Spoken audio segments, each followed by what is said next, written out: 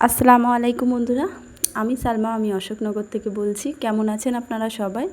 আমি ভালো আছি, আল্লাহর অশেষ রহমতে। আশা করছি আপনারাও সবাই ভালো আছেন। আমার আজকের ব্লগটার মধ্যে থাকবে এমন কিছু ঘটনা যেটা আমার আশেপাশে ঘটে গেছে, সেইগুলোই আমি আপনাদের সামনে তুলে ধরব। তো আজকের ব্লগটা আমি জানি খুব একটা ভালো ব্লগ না, যেটা আমি দেখাতে চলেছি আপনাদেরকে। যাই হোক, সকালবেলা চা করে নিলাম, চা খাওয়া হয়ে গেছে। আর এখানে বাবাইকেও টিফিন দিয়ে দিয়েছি। বাবাই টিফিন খাওয়ার পরে ও লিচু খেতে চাইছিল, তো ওকে এক বাটি লিচু দিয়ে দিলাম। ও এখন বসে বসে লিচুটা খেয়ে নিচ্ছে। তারপরে ও পড়তে বসবে। তো চলেন দেখাই। 2 মিনিট কি 3 মিনিটের একটা ঝড় এসে পুরো সমস্ত কিছু তছনছ করে দিয়ে গেল। বাড়ি ঘর, গাছপালা সমস্ত কিছু ক্ষতি হয়ে গেছে, কিন্তু আল্লাহর অশেষ রহমত যে মানুষের তেমন কোনো ক্ষতি হয়নি। তো সেই ক্ষতিগুলো আপনাদেরকে দেখাচ্ছি। তো এই যে প্রাকৃতিক দুর্যোগ, এই প্রাকৃতিক দুর্যোগে মানুষের পাশে গিয়ে দাঁড়ানোটা কি ভুল? আপনারাই বলেন, মানুষের পাশে দাঁড়ানোটা কি অন্যায়? হ্যাঁ, আমি একটা দলের সঙ্গে ছিলাম, আছি, থাকবো। সেই দল বর্তমানে ক্ষমতায় নেই, তা বলে আমি কি কোনো মানুষের পাশে দাঁড়াতে পারবো না? প্রাকৃতিক দুর্যোগে গিয়ে কারোর পাশে গিয়ে সাহায্য করতে পারবো না? আপনাদের কি মতামত অবশ্যই বলবেন, অবশ্যই জানাবেন। আমি যতটুকু জানি, প্রাকৃতিক দুর্যোগে ক্ষতিগ্রস্ত মানুষের পাশে দাঁড়ানো কেবল মানবতা নয়, বরঞ্চ এটি একটি সামাজিক ও নৈতিক দায়িত্ব। কারণ এই প্রাকৃতিক দুর্যোগের পরপরই সবচেয়ে যেগুলো বেশি প্রয়োজন হয়, পানি থেকে শুরু করে, যেহেতু ঝড় বৃষ্টিতে কারেন্ট চলে যায়, পানি অতটা থাকে না, পানি, শুকনো খাবার, ওষুধপত্র এবং প্রাথমিক চিকিৎসা। এছাড়াও গৃহহীন মানুষদের জন্য আশ্রয়ের ব্যবস্থা করা, পরবর্তীতে তাদের ঘরবাড়ি পুনর্নির্মাণে ব্যবস্থা করা। ক্ষতিগ্রস্ত মানুষজন সহায় সম্পদ এবং প্রিয়জন হারিয়ে খুব ভেঙে পড়েন। তাদের সান্ত্বনা দেওয়া ও তাদের মনোবল ধরে রাখা একান্ত প্রয়োজন। দুর্যোগের সময় আমি মনে করি দলমত নির্বিশেষে সবার সম্মিলিত প্রচেষ্টা এবং সহানুভূতিই পারে ক্ষতিগ্রস্ত মানুষদের এই কঠিন সময় পার করে নতুন করে জীবন শুরু করতে সাহায্য করতে।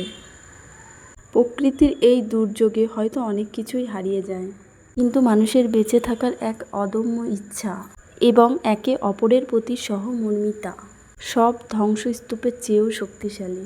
ক্ষতিগ্রস্ত মানুষের পাশে দাঁড়ানো মানে কেবল আর্থিক সাহায্য দেওয়া নয়, বরং তাদের ভেঙে যাওয়া আত্মবিশ্বাস ও হারিয়ে যাওয়া আশাকে নতুন করে বাঁচিয়ে তোলা।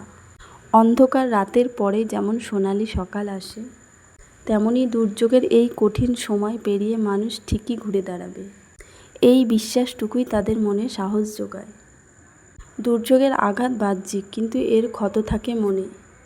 তাই ক্ষতিগ্রস্তদের কান্নায় সান্ত্বনার হাত রাখা এবং তাদের কথা শোনাটাই হতে পারে সবচেয়ে বড় মলম। আপনি একা নন, এই কথাটি দুর্যোগে ক্ষতিগ্রস্ত মানুষের প্রতি এক বিশাল শক্তি। তাদের পাশে আছি, এই আশ্বাসটুকুই তাদের নতুন করে বাঁচার প্রেরণা যোগায়। পুনর্নির্মাণ কেবল ঘরবাড়ির হয় না, পুনর্বিন্যাস করতে হয় মনেরও। তাদের মানসিক শক্তি ও সাহসের পরম বন্ধু হওয়াই আমাদের নৈতিক দায়িত্ব। তো এগুলো ভেবেই কিন্তু আবারও গিয়ে সেই সব মানুষের পাশে গিয়ে, ঝড়ের ওই রাত্রিরে মানুষের পাশে গিয়ে দাঁড়িয়েছিলাম, তাদের কথাবার্তা শুনছিলাম। পরের দিন সকালেও আমাদের ওয়ার্ড কাউন্সিলরের সঙ্গে বেরিয়েছিলাম, প্রত্যেকটা বাড়িতে বাড়িতে গেছিলাম আমরা সহানুভূতি, তাদের পাশে দাঁড়াতে, তাদের আর্থিকভাবে সাহায্য দিতে। কিন্তু কিছু মানুষের মেসেঞ্জারে কমেন্ট বাক্স ভরিয়ে দিচ্ছেন। যাই হোক, যাদের বাজে কথা বলার তারা তো বলবেই, তাদের এটাই অভ্যাস হয়ে গেছে বাজে কথা বলার। তো তাদের উদ্দেশ্যে বলছি, আপনারা আপনাদের মতো বলুন, আর আমরা আমাদের মতো করব। মানুষের পাশে ছিলাম, আছি, থাকব। কারণ এটা না, বলতে পারেন এক ধরনের নেচার, অটোমেটিক্যালি এটা হয়ে যায়, কেউ এটা আটকাতে পারে না। যখনই কোনো মানুষ বিপদে পড়ে না, আমরা থাকতে পারি না। আর এর সবথেকে বড় কারণ হচ্ছে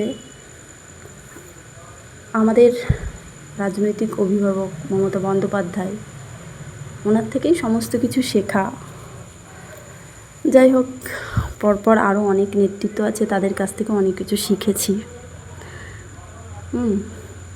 মানুষের পাশে কীভাবে দাঁড়াতে হয়, তো মানুষের পাশে দাঁড়াবো। আজ হয়তো সেই সংগঠনটা নেই, দলটা নেই, কিন্তু মানুষের পাশে তো দাঁড়াতে পারি, তাদের সহানুভূতি জোগাতে পারি, এটাই অনেক। যাই হোক, তারপর বাড়িতে চলে এসেছিলাম। বাড়িতে এসে দেখলাম সেই গাছের পাতা অঝরে পড়েই যাচ্ছে, সেগুলো আবার ঝাড়পাট দিয়ে নিলাম। কয়েকটা নারকেল পড়েছিল, সেই নারকেলগুলো তুলে নিলাম। গাছ থেকে কেন জানি না নারকেলগুলো সব একটা একটা করে পড়েই চলেছে। যাই হোক, আজকে একটু অনেকটা জ্ঞান দিয়ে ফেললাম, অনেক কথা বলে ফেললাম। যারা আমাকে ভালোবাসেন, আমার ভিডিও ভালোবাসেন, তাদেরকে আমি বলিনি। যারা উল্টোপাল্টা কমেন্ট করে মেসেজ করেন তাদেরকে বলছি, আপনারা আমার ভিডিও ভালো লাগলে দেখবেন, নাহলে দেখবেন না, বাজে বাজে মন্তব্য করবেন না। আসসালামু আলাইকুম।